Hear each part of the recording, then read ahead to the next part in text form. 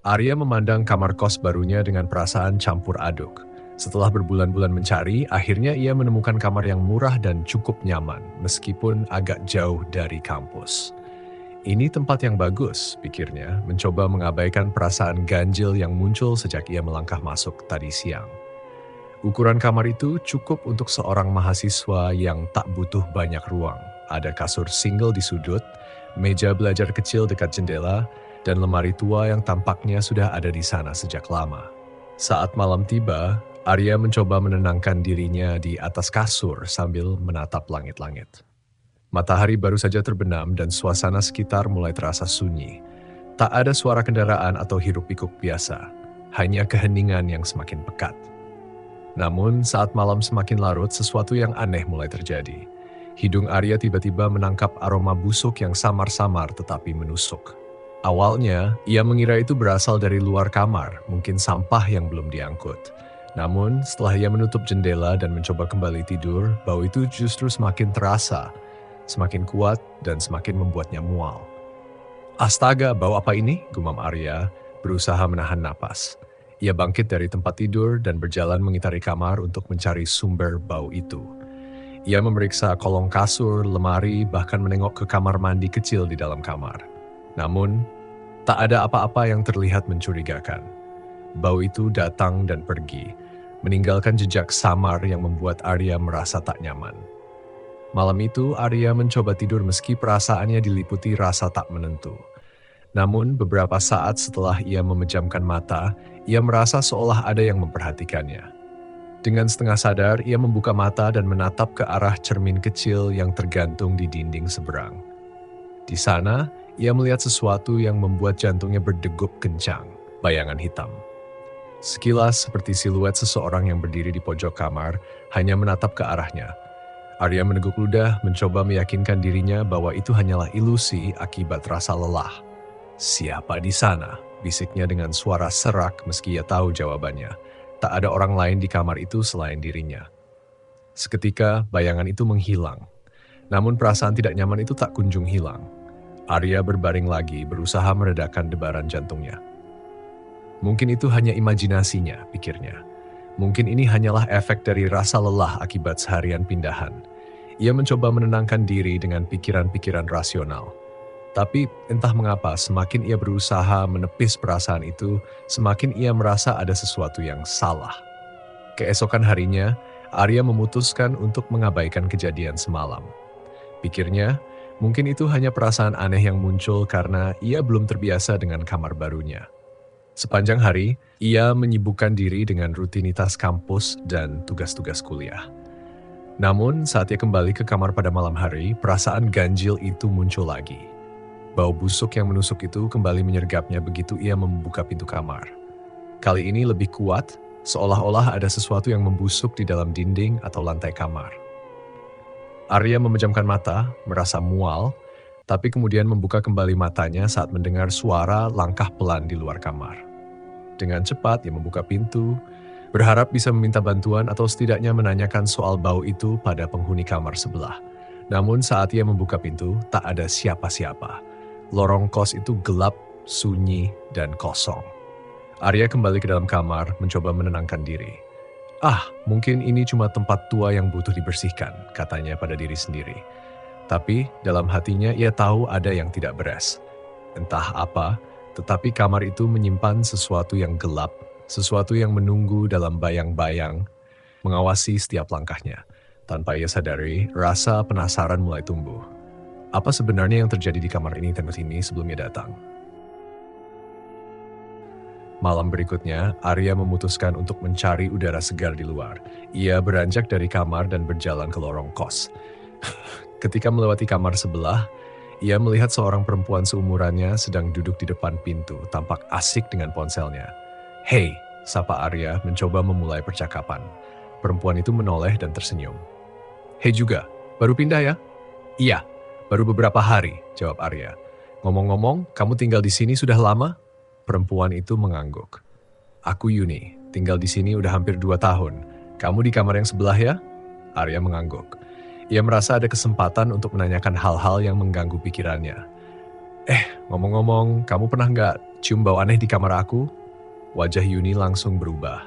Sekilas, Arya melihat raut ketegangan di wajahnya. Yuni terdiam sesaat sebelum akhirnya mengangguk perlahan. Aku pernah dengar cerita soal kamar itu. Tapi, aku nggak tahu apa kamu mau dengar, kata Yuni dengan suara pelan, seolah-olah takut ada yang mendengar. Arya menatapnya dengan penasaran. Apa maksudmu? Yuni menoleh ke kanan dan kiri, memastikan tak ada orang lain di sekitar mereka, lalu mendekatkan wajahnya ke arah Arya dan berbisik. Kamar itu dulu pernah dihuni seorang wanita, kakak tingkat kita. Dia meninggal di sana, bukan mati biasa, tapi dibunuh. Kata-kata itu seketika membuat jantung Arya berdegup kencang. Serius kamu? Tanyanya setengah tak percaya. Yuni mengangguk. Iya, katanya kepala dia hilang, gak pernah ditemukan sampai sekarang. Tubuhnya aja yang ditemukan di kamar, gak tahu gimana cerita lengkapnya, tapi sejak itu gak ada yang bisa lama-lama tinggal di kamar itu. Arya menelan ludah, merasakan bulu kuduknya meremang. Kenapa gak ada yang bilang soal ini waktu aku pindah? Yuni mengangkat bahu. Gak semua orang tahu cerita ini sih. Aku juga cuma dengar dari tetangga kos. Tapi yang jelas, sejak kejadian itu banyak yang ngalamin hal-hal aneh di kamar itu. Beberapa penghuni sebelum kamu semuanya enggak pernah bertahan lebih dari beberapa minggu. Kengerian mulai merasuk ke pikiran Arya. Terbayang kembali bayangan hitam yang dilihatnya di cermin beberapa malam lalu, juga bau busuk yang muncul secara misterius. Kamu sendiri pernah ngalamin hal-hal aneh di sini? Yuni menggeleng. Aku nggak pernah, tapi aku juga nggak pernah deket-deket sama kamar itu. Kalau malam, aku lebih milih ngunci pintu kamar aja. Arya terdiam merenungkan cerita yang baru saja ia dengar. Ada rasa takut yang menjalar, tapi bersamaan dengan itu muncul juga rasa penasaran. Siapa wanita itu? Mengapa bisa terjadi pembunuhan yang begitu mengerikan di kamar kos tersebut? Dan yang paling menyeramkan, apa benar kepala korban tak pernah ditemukan? Sesampainya di kamar, Arya langsung mengunci pintu dan menutup jendela, mencoba menutup semua celah yang bisa membuatnya merasa tak aman. Ia duduk di atas kasur, menatap ruangan yang terasa semakin sempit dan suram. Bau busuk yang sempat hilang kini kembali lagi. Kali ini lebih kuat daripada malam-malam sebelumnya. Arya mengeluarkan ponselnya dan mulai mencari informasi tentang pembunuhan di kos tersebut. Namun yang ia temukan hanyalah berita-berita samar yang tidak memberikan banyak detail. Nama korban pun tidak disebutkan secara lengkap, hanya inisial saja. Semakin ia mencari, semakin banyak pertanyaan yang muncul. Malam itu, Arya mencoba untuk tidur meskipun pikiran dan perasaannya diliputi ketegangan. Tapi seperti malam-malam sebelumnya, ia merasa tak pernah benar-benar sendirian. Rasa dingin yang tak wajar menyelimuti kamar dan kali ini ia mulai mendengar suara samar. Suara itu terdengar seperti bisikan atau mungkin suara langkah kaki yang perlahan mendekat ke tempat tidurnya. Arya menahan napas mencoba berpikir jernih. Namun suara itu semakin jelas dan kali ini ia yakin mendengar seseorang memanggil namanya dengan suara yang serak dan pelan. Arya, Arya. Ia mencoba mengabaikan suara itu, namun panggilan itu terus terdengar seolah berasal dari dinding kamar. Perlahan-lahan ia menoleh ke arah cermin di seberang tempat tidur, dan lagi-lagi ia melihatnya, bayangan hitam yang berdiri diam di pojok kamar, sosok tanpa kepala yang tampak mengawasinya dengan intens. Panik, Arya berlari keluar dari kamar, tak lagi peduli bahwa hari sudah larut dan lorong kos gelap. Ia mengetuk pintu kamar Yuni dengan keras, berharap temannya itu masih bangun. Yuni membuka pintu dengan wajah kaget. Arya? Kenapa? Arya yang masih gemetar berusaha mengatur napasnya. Aku lihat dia, Yuni. Bayangan itu, tanpa kepala seperti yang kamu bilang. Yuni terdiam sejenak, lalu menghela napas. Aku udah bilang ada alasan kenapa orang-orang gak bertahan lama di kamar itu. Arya menatap Yuni dengan cemas. Apa aku harus pindah? Yuni menatapnya dengan pandangan serius. Itu pilihan kamu. Tapi kalau kamu memutuskan buat tinggal, kamu harus siap dengan semua hal yang mungkin terjadi. Arwah itu belum tenang, Arya, dan dia mungkin gak akan pernah tenang sampai keadilan untuknya ditegakkan. Arya merenung sejenak. Di satu sisi, ia ingin segera pergi dari kamar itu dan melupakan semua hal mengerikan ini. Tapi di sisi lain ada dorongan kuat untuk memahami apa yang sebenarnya terjadi di kamar tersebut. Dan mungkin, hanya mungkin membantunya menemukan kedamaian. Dengan tekad baru, Arya mengambil napas panjang. Kalau begitu, aku akan mencari tahu, nggak akan biarin dia terus menghantui tempat ini tanpa alasan. Keesokan harinya, Arya bangun dengan perasaan lelah yang mencekam. Tidur semalam bukanlah tidur yang tenang, melainkan penuh kegelisahan dan mimpi buruk. Sosok tanpa kepala yang dilihatnya kembali muncul dalam mimpinya, mengulangi pandangan kosong yang menancap dalam pikirannya. Dengan tubuh yang terasa berat, Arya mengumpulkan tekad untuk melanjutkan penyelidikan. Ia yakin ada sesuatu di kamar itu yang belum ia temukan. Setelah berpikir sejenak, pandangannya jatuh pada lemari tua di sudut kamar. Lemari itu sudah ada sejak ia pertama kali menempati kos ini, tetapi ia tak pernah benar-benar memperhatikannya. Dengan rasa penasaran, Arya menarik pegangan lemari dan membuka pintunya. Bau pengap segera menyebar ke seluruh kamar, membawa aroma yang mengingatkannya pada bau busuk yang ia cium beberapa malam lalu. Sambil menahan napas, Arya memeriksa isi lemari, berharap menemukan sesuatu yang dapat mengungkap misteri kamar ini. Di bagian paling bawah lemari, tersembunyi di balik sekumpulan pakaian lama yang tak pernah ia sentuh, Arya menemukan sebuah buku catatan kecil. Buku itu tampak sudah tua, dengan sampul yang penuh noda kecoklatan, seolah-olah pernah terkena percicikan darah atau cairan lain yang sudah lama mengering. Dengan hati-hati, ia mengambil buku itu dan duduk di kasur, membuka halaman-halamannya satu persatu. Halaman pertama dipenuhi dengan tulisan tangan yang tampak terburu-buru, sulit dibaca dan tidak rapi. Nama Sinta tertulis di sana dan Arya langsung tersadar, ini mungkin milik penghuni sebelumnya, wanita yang kabarnya dibunuh dengan cara yang sadis di kamar ini. Di dalam catatan tersebut, Sinta menuliskan perasaan dan ketakutannya selama tinggal di kos ini. Dalam salah satu tulisannya, Sinta menceritakan bahwa ia merasa selalu diawasi dan sering mendengar suara langkah kaki di malam hari, mirip dengan apa yang dialami Arya belakangan ini. Namun, seiring halaman demi halaman yang ia baca, Arya mulai memahami bahwa ketakutan Sinta jauh lebih dalam daripada sekadar suara aneh. Tulisan di halaman catatan, aku tahu ada sesuatu di sini. Bukan hanya suara atau bayangan. Aku pernah menemukan pesan di cermin setelah mandi, seperti ada yang menulisnya dengan jari di embun yang menempel.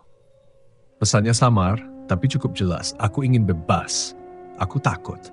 Aku tahu dia ada di sini, tapi aku tidak tahu apa yang dia inginkan. Arya merinding membaca tulisan itu. Pesan tersebut semakin membuatnya yakin bahwa ada sesuatu yang menghantui kamar ini, sesuatu yang lebih dari sekadar kisah pembunuhan.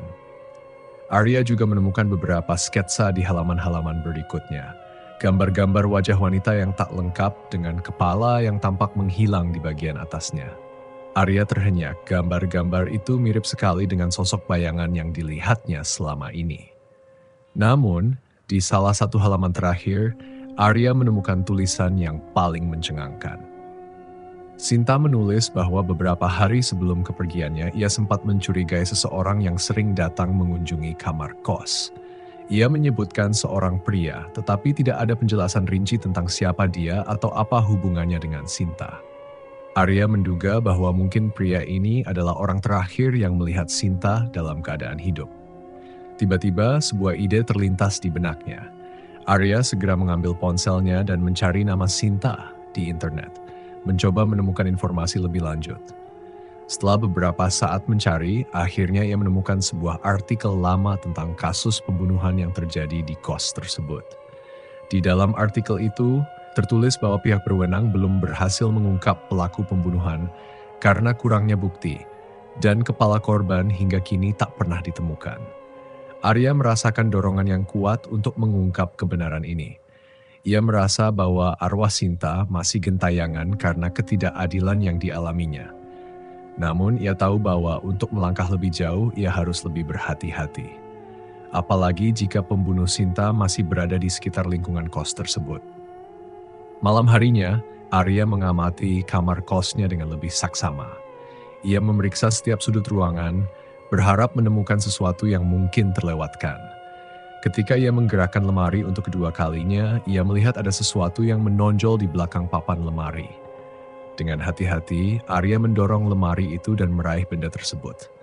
Ternyata itu adalah sebuah kunci kecil berkarat dengan ukiran angka 13 di bagian atasnya. Arya memandangi kunci itu dengan bingung. Nomor itu tidak sesuai dengan nomor kamarnya ataupun nomor kamar Yuni. Tapi, ketika ia mencoba mengingat kembali lorong kos, ia teringat bahwa ada satu pintu di ujung koridor yang selalu terkunci dan tidak pernah dibuka oleh siapapun. Sebuah kamar bernomor 13 yang sepertinya tak pernah dihuni sejak ia pindah. Dengan tekad baru, Arya menyusun rencana untuk menyelidiki kamar tersebut. Mungkin, hanya mungkin, kunci yang ditemukannya adalah petunjuk yang bisa membawanya pada jawaban atas kematian Sinta. Di dalam dirinya ada perasaan tegang bercampur takut, namun rasa penasaran dan keinginan untuk membebaskan arwah Sinta lebih kuat dari segalanya. Esok malamnya, saat semua penghuni kos sudah tidur, Arya berjalan pelan menuju kamar bernomor 13. Lorong kos terasa lebih sunyi dari biasanya, dan setiap langkah yang diambilnya seolah menggema, membuatnya makin gelisah. Sesampainya di depan pintu kamar 13, ia memasukkan kunci itu ke lubang kunci yang berkarat. Ia memutar kunci dengan perlahan, mendengar suara klik kecil yang menandakan pintu berhasil terbuka. Dengan napas tertahan, Arya mendorong pintu itu dan melangkah masuk ke dalam kamar. Suasana di dalam terasa dingin dan suram, dengan aroma yang tak kalah busuk dari yang ia cium di kamarnya. Di dalam gelapnya ruangan, Arya mengarahkan senter ponselnya dan menemukan dinding penuh coretan-coretan samar. Beberapa di antaranya menuliskan kata-kata seperti "tolong" dan "aku terperangkap". Di tengah kamar, Arya melihat sebuah peti kayu tua yang tampak sudah berdebu. Hatinya berdegup kencang. Dengan tangan gemetar, ia membuka peti tersebut dan mendapati kain merah yang tampak seperti pembungkus sesuatu. Perlahan-lahan Arya mengangkat kain itu dan rasa takut menyelimutinya ketika ia melihat apa yang tersembunyi di dalam peti itu. Sebuah tengkorak tanpa badan. Arya menjerit tertahan, tubuhnya gemetar hebat. Tengkorak itu tampak seperti telah disimpan di sana selama bertahun-tahun. Seiring dengan rasa ngeri yang menyeruak, Arya juga merasakan emosi lain. Kesedihan dan kemarahan yang seolah meluap dari tengkorak itu, merasuki dirinya dengan kepedihan yang tak terjelaskan. Ia akhirnya paham. Tengkorak ini adalah bagian dari tubuh Sinta yang hilang, dan arwahnya masih terperangkap di sini karena bagian dirinya yang tak pernah ditemukan. Namun sebelum Arya sempat berpikir lebih jauh, ia mendengar suara langkah kaki mendekat dari luar kamar. Sesuatu atau seseorang tahu bahwa ia berada di sana. Ia cepat-cepat menutup peti dan berlari keluar kamar, mengunci pintu di belakangnya, lalu kembali ke kamarnya dengan napas tersengal. Malam itu, Arya duduk di lantai kamarnya, memandangi kunci yang masih digenggamnya dengan tatapan kosong. Kini ia tahu bahwa ia telah menggali sesuatu yang lebih dalam dan berbahaya daripada yang pernah ia bayangkan. Sejak malam ia menemukan tengkorak di kamar 13, Arya merasa semakin tertekan dan ketakutan. Ada aura dingin dan mencekam yang menyelimuti setiap sudut kamar kosnya. Mimpi buruk terus datang menghantui malam-malamnya, membuatnya semakin sulit untuk tidur nyenyak. Sosok tanpa kepala itu kian sering muncul, bukan hanya dalam mimpinya, tetapi seperti menampakkan diri secara samar-samar di sudut mata, di bayangan, dan di pantulan kaca. Malam itu, setelah pulang dari kampus, Arya merasakan kehadiran sesuatu di lorong yang menuju kamarnya. Lorong kos itu gelap, hanya diterangi lampu remang-remang di sudut ruangan. Langkah kakinya terasa berat, seolah ada sesuatu yang menghalanginya untuk melangkah lebih cepat. Di ujung lorong, Arya melihat sesuatu yang aneh, bekas jejak kaki yang berwarna merah, seperti bercak darah yang tampak seolah-olah baru ditinggalkan. Merasa penasaran namun diselimuti rasa takut, Arya melangkah lebih dekat ke arah jejak tersebut. Semakin ia mendekat, bau anyir darah mulai tercium, mirip dengan bau busuk yang kerap ia rasakan di kamarnya. Dalam hati kecilnya, Arya ingin berlari dan menghindari hal ini, tapi rasa penasaran menahannya di tempat. Ia merasa bahwa jejak ini adalah petunjuk lain dari arwah Sinta yang ingin mengungkapkan sesuatu padanya. Dengan perlahan, ia mengikuti jejak-jejak itu yang mengarah ke tangga menuju lantai bawah. Setiap langkah yang diambilnya semakin membuatnya merinding, dan suasana sunyi yang mencekam membuat suara napasnya sendiri terdengar begitu jelas. Setibanya di lantai bawah, ia melihat bahwa jejak itu berakhir di depan sebuah gudang kecil di ujung lorong yang jarang dibuka oleh penghuni kos lainnya. Gudang itu terkunci, namun terasa ada energi yang kuat seolah memanggil Arya untuk masuk. Arya mencoba mencari keberanian untuk membuka pintu gudang itu. Tapi sebelum tangannya sempat mencapai pegangan pintu, ia mendengar suara gemericik air yang aneh dari dalam gudang, seperti tetesan air yang jatuh di lantai beton. Suara itu semakin lama semakin keras, seolah ada sesuatu yang ingin menarik perhatiannya. Perlahan, Arya menyadari bahwa ia tidak mungkin bisa masuk ke gudang itu dengan mudah. Jadi ia memutuskan untuk kembali ke kamarnya dan menyusun rencana. Setibanya di kamar, Arya teringat pada Yuni, temannya yang pernah membahas tentang tragedi pembunuhan di kos itu. Dengan cepat, ia mengirim pesan pada Yuni dan meminta bertemu di sebuah kafe dekat kampus untuk membahas temuan-temuannya sejauh ini. Pertemuan dengan Yuni. Beberapa jam kemudian, Arya dan Yuni duduk di meja sudut kafe.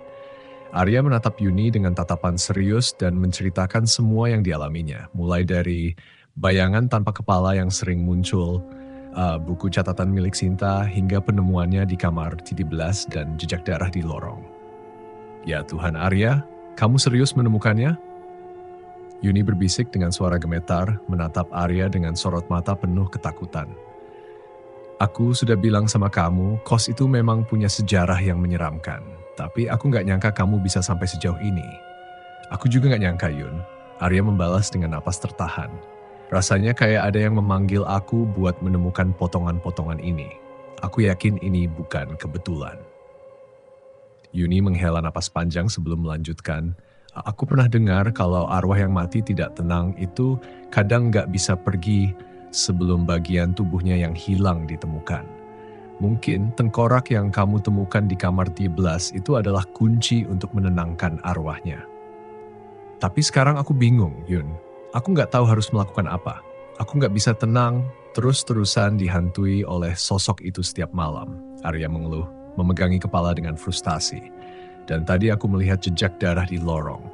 Kayaknya ada sesuatu di gudang bawah itu. Yuni berpikir sejenak, lalu menyarankan, mungkin kamu bisa coba datang ke tempat paranormal atau dukun yang bisa bantu kamu menenangkan arwah itu. Setidaknya mereka bisa kasih petunjuk buat kita. Arya mengangguk ragu. Meskipun ia tidak begitu percaya pada hal-hal mistis, situasi yang ia hadapi kini sudah di luar kendalinya. Mungkin benar, ini saatnya ia mencari bantuan dari pihak lain. Malam mencekam. Malam itu adulang dengan perasaan campur aduk antara ketakutan dan harapan. Ia berharap bahwa rencananya untuk menemui paranormal bisa memberikan jawaban atas misteri ini dan menenangkan arwah yang terus menghantuinya. Namun setibanya di kos, suasana mencekam langsung menyergapnya. Lampu lorong berkedip-kedip seolah ada yang mengganggunya dan udara di sekitar terasa lebih dingin dari biasanya. Di dalam kamarnya, Arya merasa ada kehadiran lain yang mengawasinya dengan tatapan tajam. Sesekali ia mendengar suara bisikan lirih, samar namun jelas memanggil namanya. Arya, Arya. Tubuhnya membeku mendengar suara itu. Suara tersebut seperti datang dari dalam kamar, meski tak ada satu orang pun di sana selain dirinya. Napasnya tercekat dan tiba-tiba saja ia merasakan dorongan kuat untuk membuka pintu lemari, tempat ia menemukan buku catatan Sinta. Dengan tangan gemetar, Arya membuka lemari itu dan terkejut melihat bahwa buku catatan itu telah berpindah tempat. Kini berada di rak paling atas dengan halaman terbuka. Di halaman yang terbuka itu, Arya membaca tulisan tangan Sinta yang tampaknya ditulis dengan terburu-buru, penuh ketakutan. Tulisan itu berbunyi, "Dia datang setiap malam, bayangan tanpa kepala yang menghantuiku di sudut kamar ini. Setiap aku mencoba pergi, dia muncul, menahan dan memperingatkan aku. Mungkin karena ada sesuatu yang belum aku lakukan, ada sesuatu yang harus aku selesaikan. Tapi aku tidak tahu apa itu." Arya merasa seakan kata-kata itu berbicara langsung padanya. Ia semakin yakin bahwa ada sebuah tugas terakhir yang harus ia lakukan untuk Sinta. Sebelum ia sempat berpikir lebih jauh, suara ketukan pelan terdengar dari arah pintu kamarnya, membuat Arya hampir melonjak ketakutan.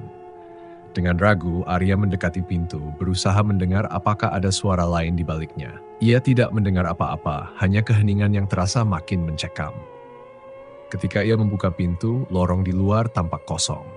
Namun, di lantai tepat di depan pintunya, ada sepotong kertas kecil yang tampaknya baru saja ditinggalkan. Dengan tangan gemetar, Arya mengambil kertas itu dan membaca tulisan di atasnya yang tampak terburu-buru, hanya beberapa kata yang bisa ia baca. Temukan aku di tempat terakhir. Arya tertegun, merasa kata-kata itu penuh misteri dan mungkin menjadi petunjuk terakhir dari arwah Sinta. Tapi apa maksud dari tempat terakhir? Apakah tempat itu adalah kamar di belas, atau gudang bawah, atau bahkan tempat lain yang belum ia ketahui? Satu hal yang pasti, Arya merasa terikat dalam misteri ini lebih dalam dari sebelumnya. Sejak menemukan potongan kertas bertuliskan, "Temukan aku di tempat terakhir," Arya merasa semakin terjebak dalam misteri yang terus menghantuinya. Malam demi malam, bayangan tanpa kepala masih muncul di kamarnya, membuatnya terjaga dengan jantung berdetak kencang. Semakin lama, desakan untuk mengungkap misteri ini semakin kuat, seolah sosok arwah itu memanggilnya dengan putus asa. Arya merasa bahwa petunjuk ini membawanya pada satu tempat yang belum ia jelajahi, gudang di lantai bawah. Keesokan malamnya, setelah memastikan penghuni kos lainnya sudah tertidur, Arya mempersiapkan diri. Ia membawa senter, mencoba menenangkan detak jantungnya yang berdebar kencang. Gudang kecil di lantai bawah itu meski terlihat sepele, kini tampak lebih menyeramkan daripada biasanya. Lorong menuju gudang itu terasa panjang dan gelap, ditambah dengan udara dingin yang menusuk tulang. Setibanya di depan pintu gudang, Arya mengambil napas dalam-dalam. Pintu gudang itu terkunci, seperti biasa, namun entah bagaimana, ia merasa seakan pintu itu sedikit terbuka kali ini, menampakkan celah kecil. Dengan hati-hati, ia meraih pegangan pintu dan menariknya pelan. Pintu itu berderit pelan, menambah suasana mencekam. Di dalam gudang, hanya ada tumpukan kardus dan beberapa peralatan lama yang sudah berdebu. Bau apek bercampur dengan aroma busuk samar-samar yang pernah ia cium di kamarnya. Dengan menggunakan senter, Arya memeriksa setiap sudut gudang itu. Namun, tak ada yang mencurigakan hingga ia melihat lantai gudang yang penuh dengan jejak kaki yang tampak berwarna gelap, seolah ada yang sering keluar masuk tanpa sepengetahuan penghuni kos. Rasa takut mulai merayap di tubuhnya, namun Arya tetap melanjutkan pencarian. Setelah beberapa langkah lebih dalam, matanya tertuju pada papan lantai yang tampak berbeda dari yang lain. Papan itu terlihat sedikit terangkat di salah satu ujungnya, seakan bisa dibuka. Jantung Arya berdetak kencang saat ia menunduk menarik papan itu dengan perlahan. Saat papan itu terbuka, Arya tersentak kaget. Di bawah papan itu terdapat ruang kecil yang tersembunyi dan di dalamnya ada sebuah tas besar, lusuh, dan sedikit berdebu. Arya menggenggam tas itu dengan ragu, lalu membukanya. Aroma busuk segera menyeruak, membuat Arya hampir tersedak. Di dalam tas itu ia melihat sesuatu yang mengerikan, potongan kain berlumuran darah dan sesuatu yang tampak seperti rambut manusia. Tangan Arya gemetar hebat. Ia mundur, terjatuh di lantai gudang, mencoba memproses apa yang baru saja dilihatnya. Potongan-potongan kain berlumuran darah bersama rambut itu seolah menjadi bukti tak terbantahkan bahwa di tempat ini pernah terjadi sesuatu yang keji. Sosok tanpa kepala kembali. Arya langsung berlari keluar dari gudang, napasnya terengah-engah. Namun belum sempat ia menenangkan diri, ia melihat bayangan gelap di ujung lorong. Sosok tanpa kepala yang sering menghantuinya kini berdiri di sana, tampak lebih jelas daripada sebelumnya. Sosok itu berdiri diam, tubuhnya condong ke depan seolah mengawasi Arya. Kaki Arya terasa lemas dan ia hampir saja jatuh ke lantai. Namun, ia berusaha tetap berdiri dan menatap sosok itu. Untuk pertama kalinya ia merasa bukan hanya ketakutan yang dirasakannya, tetapi juga rasa iba. Arwah ini tidak tampak ingin mencelakainya, melainkan seperti sedang mencari sesuatu yang hilang. Sinta, Arya berbisik, menyebut nama yang sudah ia temukan di buku catatan itu. Sosok tanpa kepala itu sedikit bergerak, seolah menanggapi panggilannya. Arya menelan ludah lalu berkata dengan suara bergetar, "Aku tahu kau di sini, dan aku tahu kau ingin menemukan kedamaian. Tolong beritahu aku apa yang bisa kulakukan untukmu." Sejenak lorong itu hening.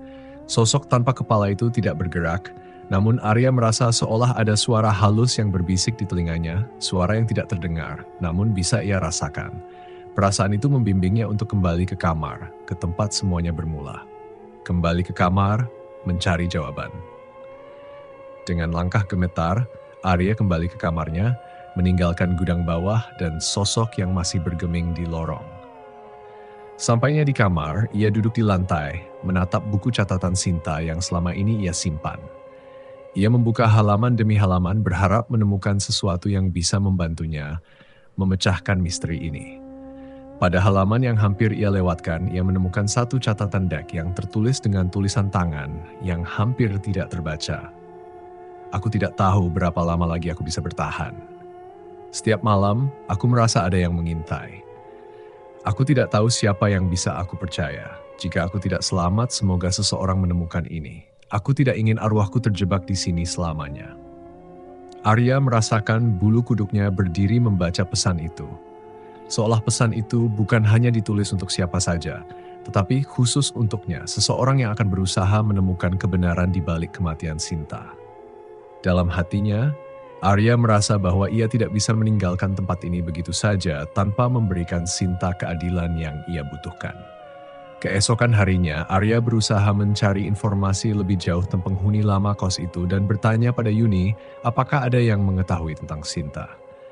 Namun, setiap kali ia menyebut nama itu pada penghuni kos, semua orang tampak enggan membicarakannya, seperti ada kesepakatan tak tertulis untuk melupakan peristiwa kelam yang terjadi di kos mereka. Bahkan Yuni, yang biasanya berani, terlihat ragu untuk membantu Arya lebih jauh. Kejadian mengerikan kembali terjadi. Malam itu Arya mencoba tidur lebih awal, berharap bisa beristirahat setelah hari-hari mencekam yang ia lalui. Namun, tepat di tengah malam, ia terbangun karena suara ketukan keras di pintu kamarnya. Suara itu bergema, terdengar putus asa dan berulang-ulang. Arya menahan napas, menatap pintu dengan jantung berdegup kencang. Tak ada siapapun di luar sana yang seharusnya mengetuk pintunya pada jam segini. Dengan ragu, ia mendekati pintu dan membuka sedikit celah. Tak ada siapapun di luar, namun saat ia hendak menutup pintu, ia melihat sesuatu yang membuatnya kembali merinding. Di lantai tepat di depan pintunya, terdapat secarik kertas yang tidak ada sebelumnya. Dengan tangan bergetar, ia mengambil kertas itu dan membaca pesan yang tertulis. "Aku di sini, menunggu akhir." Arya hampir menjatuhkan kertas itu. Ia menyadari bahwa arwah Sinta masih menunggunya, masih berharap bahwa ia bisa membebaskannya dari teror yang terus menghantuinya. Malam itu Arya tak bisa lagi tidur, dan untuk pertama kalinya ia merasa bahwa misteri ini jauh lebih besar dari yang ia bayangkan. Malam semakin larut dan suara-suara aneh terus terdengar dari lorong, seperti langkah kaki yang terseret-seret semakin mendekat ke arah kamarnya. Arya merasa ketakutan sekaligus tekad yang membara untuk mengungkap kebenaran. Dengan napas berat, ia menatap keluar jendela kamar, melihat bayangan samar di bawah cahaya bulan. Bayangan tanpa kepala yang masih menantinya. Keesokan harinya, Arya bangun dengan perasaan tidak tenang. Pikirannya terus memutar peristiwa malam sebelumnya. Ketukan keras di pintu kamarnya, pesan mengerikan yang tertulis di secarik kertas, dan bayangan tanpa kepala yang masih saja muncul. Seluruh kejadian ini terasa seperti sebuah teka-teki yang menyelubungi dirinya semakin rapat. Arya tahu bahwa ia tidak akan tenang sampai semua misteri ini terpecahkan. Setelah mandi dan berpakaian, ia mengambil napas panjang mencoba meredakan kegelisahannya. Hari ini Arya memutuskan untuk mencari tahu lebih dalam tentang penghuni sebelumnya, terutama Sinta. Setelah pertemuan misterius dengan sosok arwah tanpa kepala, ia merasa harus menggali informasi dari siapapun yang mengenal Sinta atau tahu tentang kejadian masa lalu di kos tersebut. Pilihannya jatuh pada warung kopi di dekat kampus, tempat para penghuni kos dan warga sekitar sering berkumpul. Mencari informasi di warung kopi. Warung kopi itu tidak besar, tetapi suasananya selalu ramai oleh para mahasiswa dan penduduk setempat. Arya masuk ke dalam dan mendekati meja penjaga warung. Seorang bapak tua bernama Pak Slamet yang tampak ramah dan tahu banyak cerita tentang daerah sekitar. Pak Slamet memandang Arya sambil tersenyum ramah, tapi senyumnya berubah menjadi ekspresi serius begitu Arya menyebut nama Sinta. "Pak, pernah dengar nama Sinta kan?" Katanya, "Dia dulu penghuni kamar yang sekarang saya tempati." Tanya Arya hati-hati, memandang Pak Slamet dengan penuh harap. Pak Slamet terdiam sejenak, mengusap-usap dagunya seakan sedang berpikir keras. "Sinta?" "Ya, Pak pernah dengar nama itu. Anak yang malang," jawab Pak Slamet dengan nada rendah. "Dulu memang ada penghuni kamar itu yang namanya Sinta, anak yang baik dan pendiam. Sayangnya dia pergi dengan cara yang tragis." Arya mendekatkan tubuhnya, mendengarkan setiap kata yang diucapkan Pak Slamet dengan penuh perhatian. "Pergi? Maksudnya bagaimana, Pak?" Pak Slamet menarik napas panjang dan berkata pelan, "Mungkin kamu belum tahu cerita lengkapnya. Sinta itu hilang begitu saja suatu malam, dan sejak itu nggak pernah ada yang lihat dia lagi. Tapi ada gosip yang beredar, katanya dia dibunuh di kamar itu. Mayatnya, nggak ada yang tahu persis kejadiannya, tapi beberapa bilang kepala Sinta dipisahkan dari tubuhnya dan disembunyikan entah di mana." Jantung Arya berdegup keras. Cerita ini semakin membenarkan apa yang ia rasakan selama tinggal di kamar itu. Rasa penasaran semakin mendorongnya untuk mengungkap lebih banyak detail tentang kematian Sinta yang tragis. Malam mencekam di kamar. Malamnya, Arya kembali ke kamar kos dengan perasaan tidak tenang. Pikirannya penuh dengan cerita yang diceritakan Pak Slamet. Ada misteri kelam yang menghantui kamar ini dan entah bagaimana ia merasa seolah arwah Sinta ingin agar dirinya mengungkap kebenaran tersebut. Begitu sampai di kamarnya, Arya mendapati suasana kamar terasa lebih dingin dari biasanya. Ia duduk di kasur, menyalakan lampu baca dan mengamati seisi ruangan. Meski kamar itu tampak seperti biasa, ada sesuatu yang berbeda, sesuatu yang membuatnya merasa seolah-olah ia sedang diawasi. Arya berusaha untuk tetap tenang dan membaca buku catatan Sinta yang masih ia simpan. Lembar demi lembar buku itu tidak menunjukkan sesuatu yang aneh, hingga Arya tiba pada halaman terakhir yang terlihat agak kusut. Tertulis di sana, "Jika seseorang menemukanku, tolong aku. Aku tak ingin mati sia-sia. Aku tahu dia akan datang lagi malam ini." Arya merasakan bulu kuduknya meremang membaca tulisan terakhir itu. Siapa yang datang ke kamar itu malam-malam? Dan apa yang terjadi pada Sinta setelah ia menuliskan pesan tersebut? Arya semakin yakin bahwa sosok yang menghantuinya selama ini adalah Sinta yang sedang mencari jawaban. Atau mungkin balas dendam. Tiba-tiba, udara di kamar menjadi semakin dingin dan suara samar-samar seperti langkah kaki terdengar di lorong luar kamar. Arya mendekatkan telinganya ke pintu, mencoba mendengarkan lebih jelas. Langkah itu terdengar semakin mendekat, perlahan-lahan hingga berhenti tepat di depan pintu kamarnya. Ketukan keras terdengar, membuat Arya hampir melompat dari tempatnya.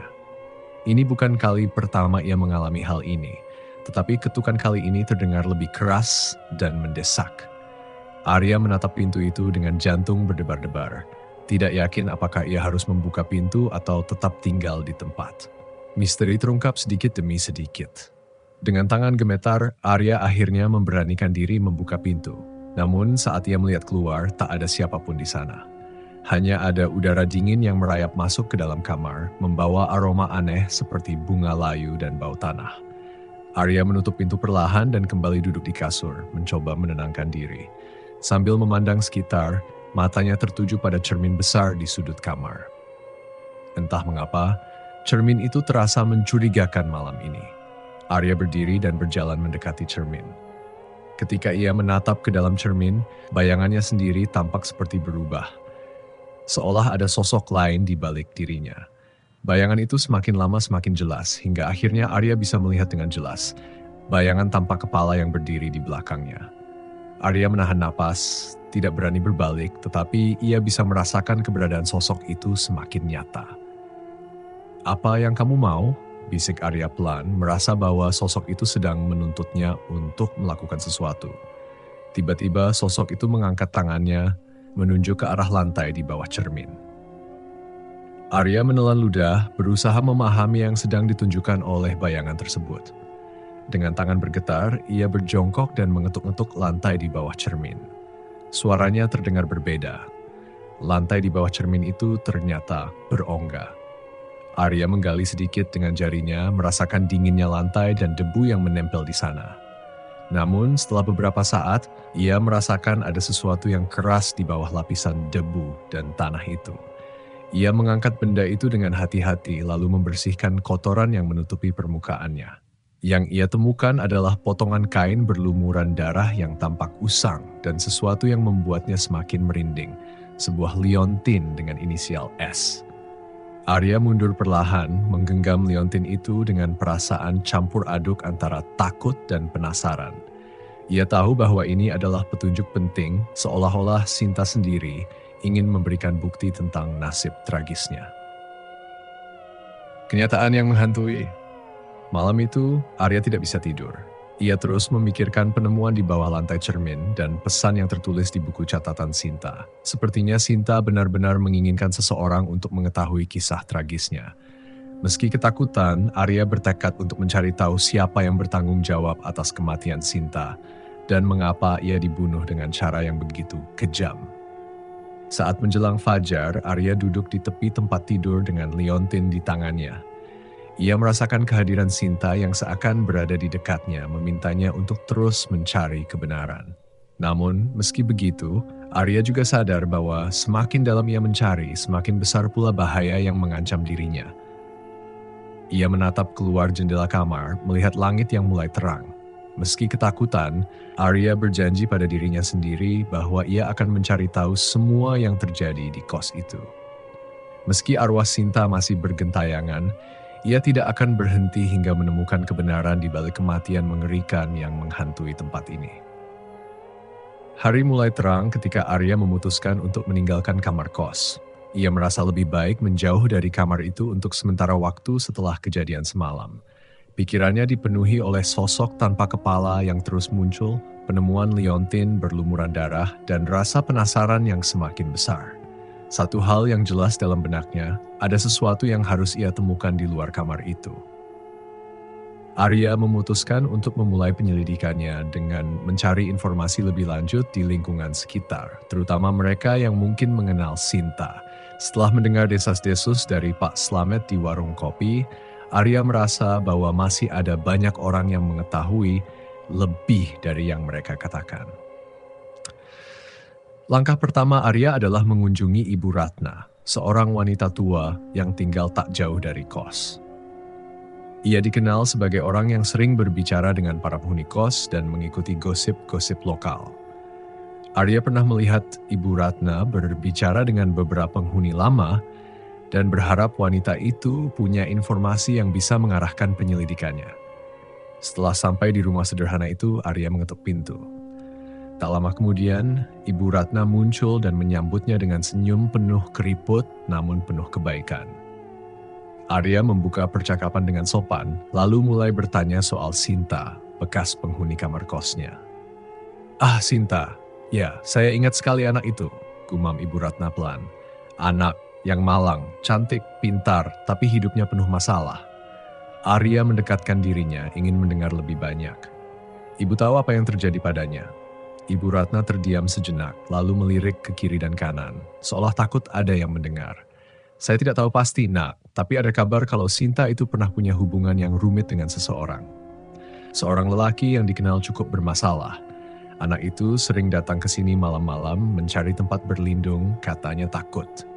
Arya merasakan dadanya berdegup semakin kencang. "Lelaki yang bermasalah, Bu? Siapa dia?" Wanita itu menggelengkan kepala. "Saya tidak pernah tahu namanya, tapi katanya lelaki itu sering bertemu dengan Sinta di kos. Saya juga dengar dari warga kalau dia suka membuntuti Sinta. Kasihan anak itu, dia selalu tampak ketakutan." Informasi ini membuat Arya berpikir. Kemungkinan besar, lelaki yang disebutkan oleh Ibu Ratna punya hubungan dengan kejadian-kejadian mengerikan di kos tersebut. Namun siapa lelaki itu dan apa yang sebenarnya terjadi pada Sinta? Kembayangan di kamar kos, Arya duduk di meja belajarnya, mencoba menyusun potongan-potongan informasi yang baru saja ia dapatkan. Namun seperti malam-malam sebelumnya, suasana kamarnya berubah menjadi mencekam saat malam tiba. Bayangan sosok tanpa kepala itu muncul lagi di sudut-sudut kamarnya, berdiam sejenak lalu menghilang. Meskipun merasa ketakutan, Arya mencoba mengumpulkan keberanian dan berkata pelan, seolah-olah berbicara kepada sosok itu. "Sinta, kalau kamu ada di sini, aku ingin tahu apa yang sebenarnya terjadi padamu," ucap Arya dengan suara bergetar. "Apa yang bisa aku lakukan untuk membantu?" Tidak ada jawaban, namun tiba-tiba terdengar suara gesekan dari arah lemari baju. Arya mendekati lemari itu dengan hati-hati, membuka pintunya perlahan. Di dalam lemari, tidak ada apa-apa yang aneh, tetapi ia merasakan udara yang lebih dingin keluar dari sana, seperti ada sesuatu yang tersembunyi di balik lemari itu. Ia memutuskan untuk menggeser lemari, meskipun berat dan sulit. Setelah berjuang beberapa menit, ia akhirnya berhasil memindahkan lemari tersebut, dan di belakangnya terdapat bekas tembok yang retak. Arya merasa ada yang tersembunyi di balik dinding itu. Dengan penuh rasa penasaran, Arya mengetuk dindingnya, dan ternyata dinding itu berongga.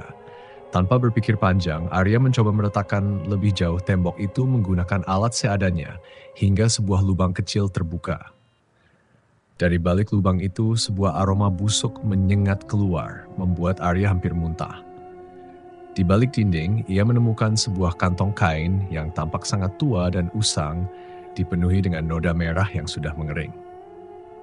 Dengan tangan gemetar, Arya membuka kantong kain itu dan menemukan beberapa potongan barang-barang kecil, termasuk seuntai rambut panjang yang kusut serta foto Sinta dalam keadaan menangis.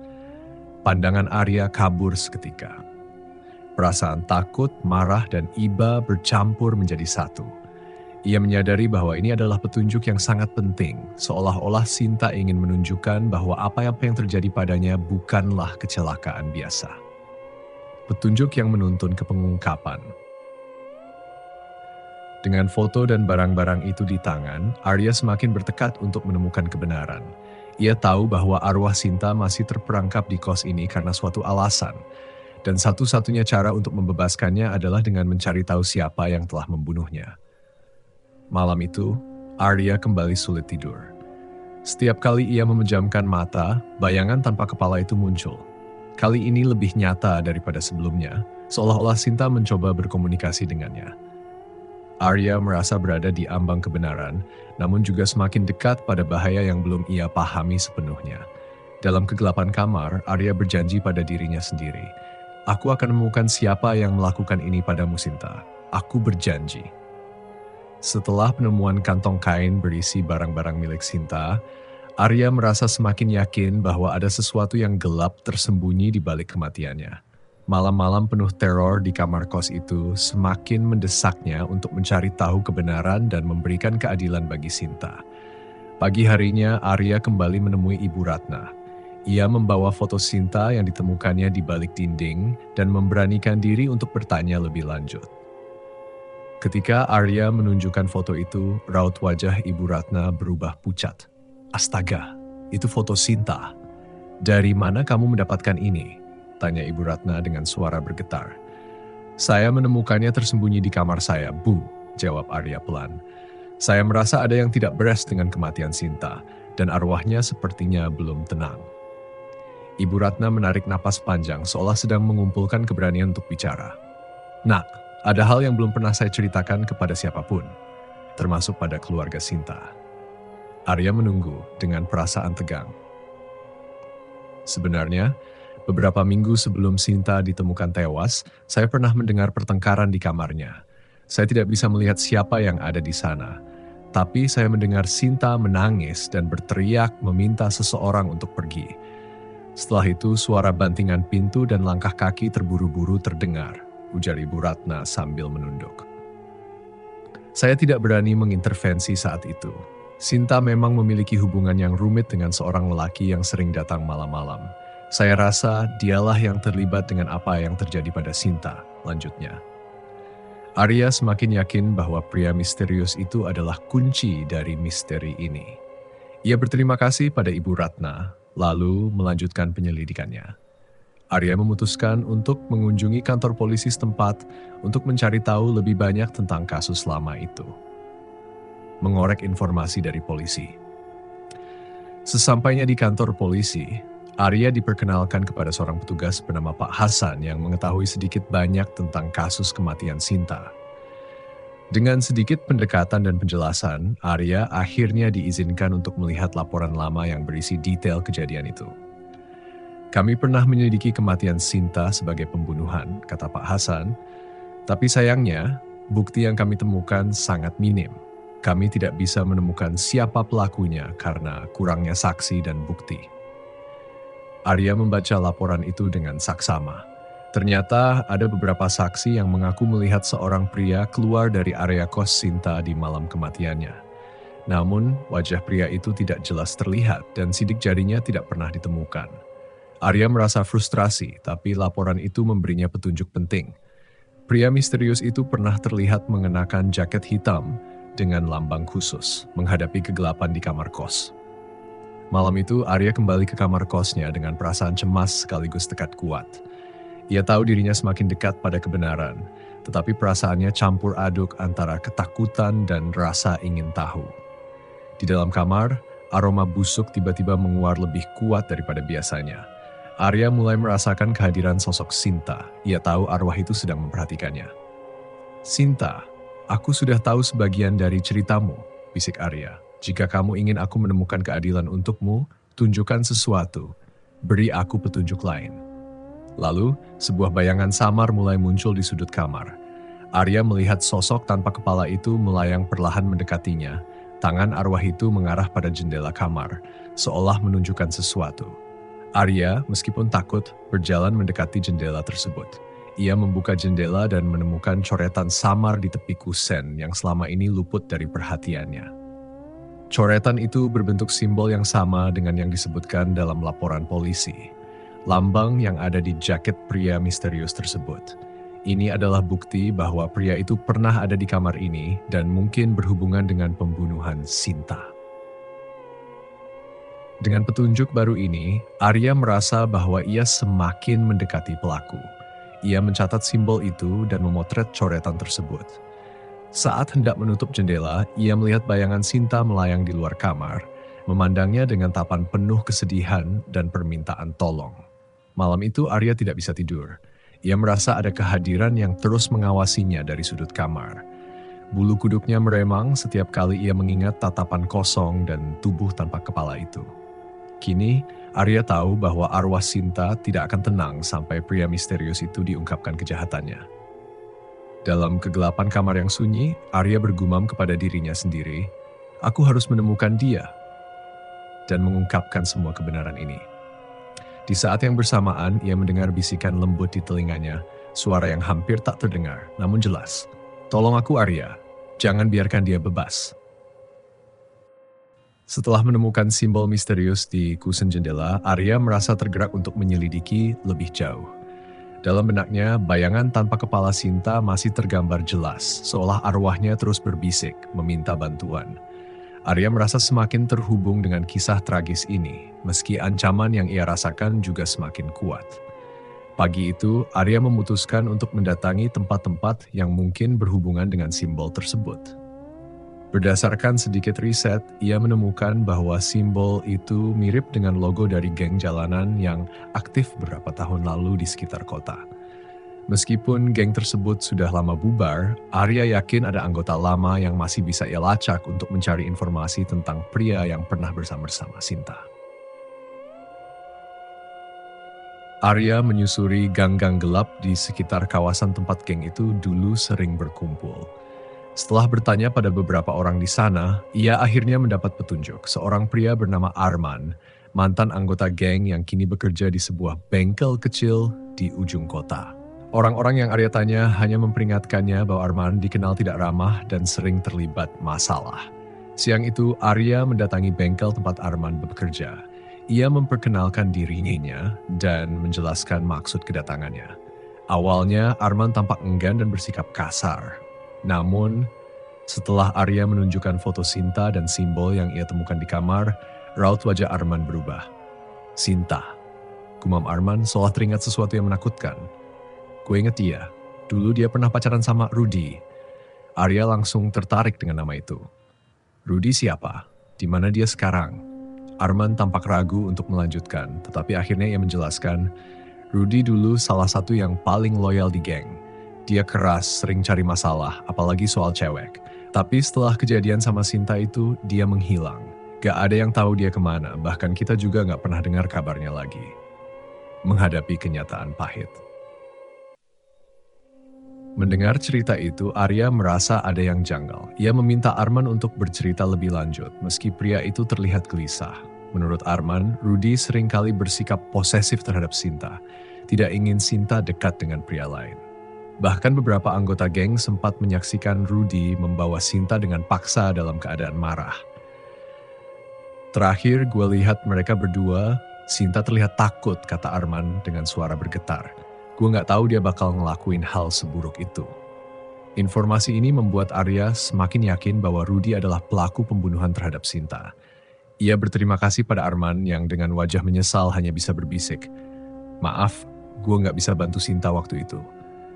Kalau gue tahu, gue mungkin bisa nyelamatin dia. Pertemuan di tempat terlarang. Setelah mendengar kisah itu, Arya merasa semakin terdorong untuk menemukan keberadaan Rudy. Ia memutuskan untuk mencari informasi di kantor polisi, berharap ada catatan tentang pria itu yang bisa ia lacak. Setelah berbicara dengan Pak Hasan, polisi yang membantu sebelumnya, Arya menemukan bahwa Rudy memang menjadi tersangka utama dalam kasus kematian Sinta, tetapi bukti-bukti saat itu tidak cukup kuat untuk menangkapnya. Kalau dia masih hidup, kemungkinan dia bersembunyi dengan identitas baru atau ada orang yang melindunginya, jelas Pak Hasan. Namun informasi penting datang dari sebuah berkas kecil yang Pak Hasan temukan. Catatan menunjukkan bahwa Rudy sering mengunjungi area bekas gudang di pinggir kota, tempat yang juga sering dijadikan markas geng di masa lalu. Arya memutuskan untuk pergi ke tempat itu malam harinya, meski hatinya berdebar takut akan apa yang mungkin ditemuinya. Bayangan yang menghantui.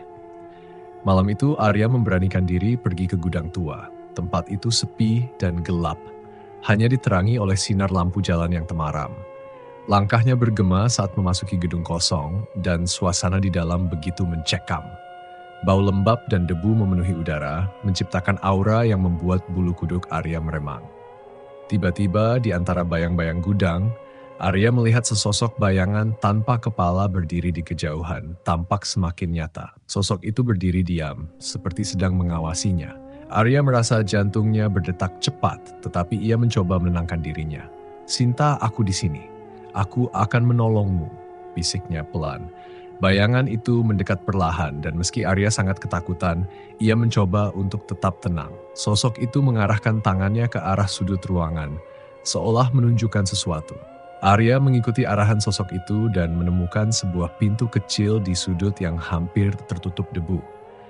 Ketika ia membuka pintu itu, ia menemukan ruangan kecil yang tampaknya pernah digunakan sebagai tempat persembunyian. Di dalamnya terdapat barang-barang yang telah ditinggalkan, termasuk sebuah jaket hitam dengan simbol yang sama dengan yang ia temukan di kamar kosnya. Menyusun puzzle terakhir. Arya mulai merangkai semua informasi yang ia dapatkan. Sinta terjebak dalam hubungan berbahaya dengan Rudy, seorang pria posesif yang tidak segan-segan melukai orang lain demi keinginannya.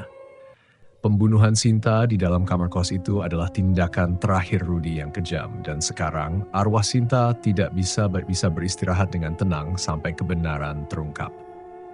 Tepat saat Arya berusaha memahami semua ini, ia mendengar langkah kaki mendekat. Bayangan seseorang muncul dari balik pintu, sosok seorang pria dengan jaket hitam dan tatapan yang penuh amarah. Arya menyadari bahwa pria itu adalah Rudy. Dengan wajah sinis, Rudy menatapnya. Kamu mencari sesuatu, anak muda? Arya merasa seluruh tubuhnya gemetar, tetapi ia tahu ia harus tetap tenang. Aku tahu apa yang kamu lakukan pada Sinta. Rudy tersenyum dingin. Sinta? Gadis itu yang menghancurkan hidupku. Dia berpikir bisa meninggalkan aku begitu saja, dan aku tidak akan melakukan apa-apa. Di momen itu, Arya merasakan kehadiran arwah Sinta semakin kuat di sekitarnya. Meskipun tubuhnya dipenuhi ketakutan, Arya tidak bisa mundur lagi. Ia harus mengungkapkan kejahatan ini dan mengakhiri teror yang menghantui kamar kosnya. Arya merasa udara di sekitar mereka semakin berat, seolah setiap detak jantungnya ditimbang oleh ketegangan. Rudy dengan tatapan marah dan penuh dendam semakin mendekat. Kau tidak tahu apa yang sebenarnya terjadi. Sinta tidak menghargai apa yang aku lakukan untuknya. Dia seharusnya tidak pergi. Aku tahu semua tentang hubunganmu yang beracun. Kamu yang menyebabkan kematiannya. Arya berusaha menegaskan keberaniannya meski suaranya bergetar. Dia adalah milikku. Dia tidak seharusnya memilih orang lain. Teriak Rudy seolah membenarkan semua kejahatannya. Sekarang kau akan merasakan apa yang dia rasakan. Dalam sekejap, Rudy melangkah maju mencoba menangkap Arya. Arya tidak punya pilihan lain selain melangkah mundur dan berusaha mencari jalan untuk melarikan diri. Saat ia bergerak, ia merasakan kehadiran sosok Sinta seperti dorongan lembut yang memotivasi dan melindunginya. Di dalam benaknya, suara Sinta terdengar, "Bantu aku, tunjukkan pada dia bahwa aku tidak sendiri." Arya berbalik dan menghadapi Rudy dengan keberanian yang baru. Kamu tidak bisa terus mengendalikan hidup orang lain. Sinta tidak bersalah, dia berhak untuk hidup. Rudy terhenti, wajahnya berubah antara kemarahan dan kebingungan. Kau pikir kamu bisa menghentikanku? Dia sudah mati dan aku akan memastikan kau mengikuti jejaknya. Ritual.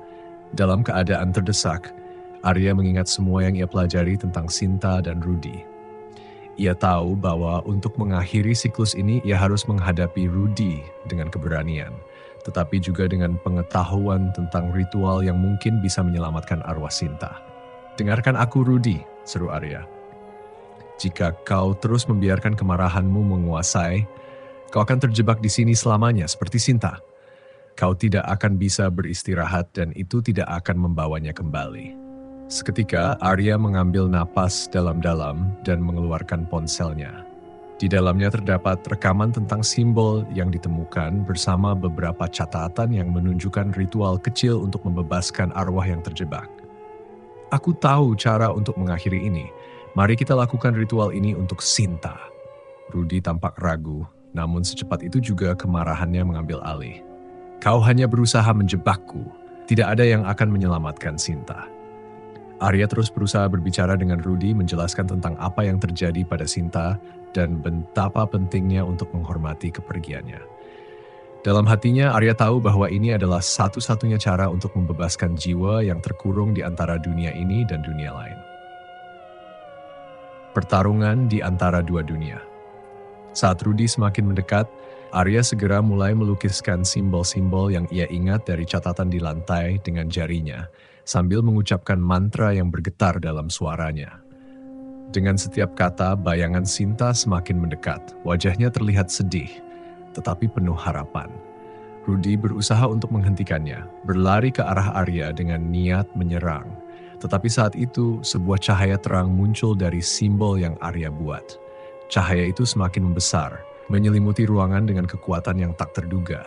"Sinta, bangkitlah dan tunjukkan pada dia siapa yang sebenarnya memiliki kekuatan," teriak Arya sambil terus mengucapkan mantra itu. Cahaya dari simbol menyebar, membentuk lingkaran yang membuat Rudy terhenti di tempatnya. Wajahnya menjadi pucat ketika ia menyadari bahwa kekuatan yang ia coba kendalikan mulai melawan dirinya. Sosok Sinta muncul di tengah cahaya, tampak anggun dan tenang. "Rudy, sudah cukup. Aku tidak akan membiarkanmu menyakiti orang lain lagi. Aku tidak akan terjebak dalam kesedihanmu," katanya dengan suara lembut namun tegas. Pelepasan yang menghancurkan kehadiran Sinta yang begitu kuat, Rudy mulai bergetar. Wajahnya dipenuhi ketakutan saat ia menyadari bahwa semua kekuatan dan kendali yang ia miliki hilang. "Tapi aku mencintaimu, kau tidak bisa pergi," teriaknya, suaranya pecah oleh keputusasaan. Sinta tersenyum sedih.